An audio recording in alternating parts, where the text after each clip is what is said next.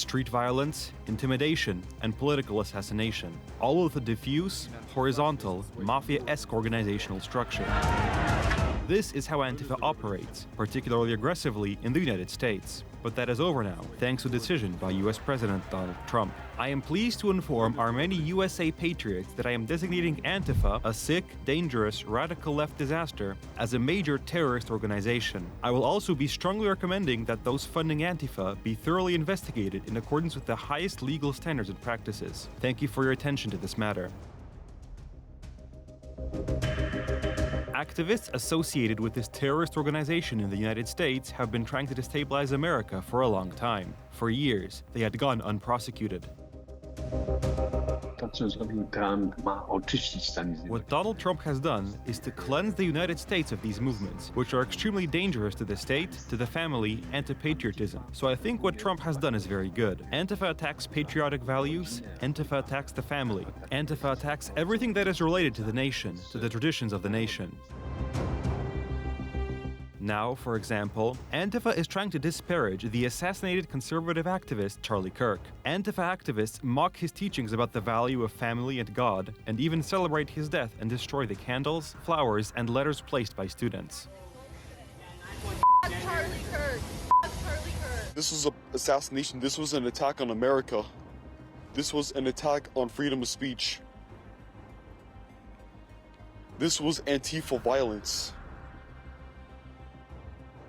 And the fact that the shooter had Antifa engraved on his bullet. And this is why I keep proving my point. Antifa is evil. Antifa is a work of Satan. Antifa also destroys spontaneously erected memorials to Charlie Kirk. They are happy that a man who simply exercised his freedom of speech and very precisely debunked all these leftist ideas was shot in front of students. When dealing with terrorist organizations with diffuse, leaderless organizational structures, like Antifa, the basic wisdom is to destroy their funding networks. In this context, the names of George Soros and his son Alex have been mentioned for years. Soros himself and his son make no secret of the fact they finance various entities that then instigate riots both in the United States and in other parts of the world, including Poland, where funding was also provided. I think the United States has the tools to investigate this matter thoroughly, to examine the flow of money, and to determine exactly what the extent of Soros' assistance is. Antifa, which calls itself an anti-fascist organization, has also repeatedly attempted to violate national security in countries like Poland, organizing protests against the construction of a wall on the border with Belarus and calling for the mass admission of Muslim immigrants, which led to clashes with police. These international militias have one goal: destabilization. Antifa prowadziła ataki. Antifa carried out attacks on right-wing activists and journalists such as Andy Ngo, who was severely beaten by Antifa, organized protests, and people who organize Antifa on their social media wrote, "The time for passive resistance is over."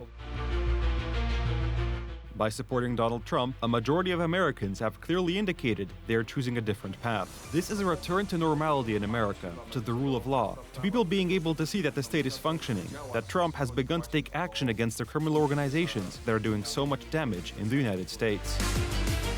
The days of institutionally sanctioned left-wing violence in America are coming to an end. President Donald Trump has a different vision, one of stability, public law and order, and economic greatness.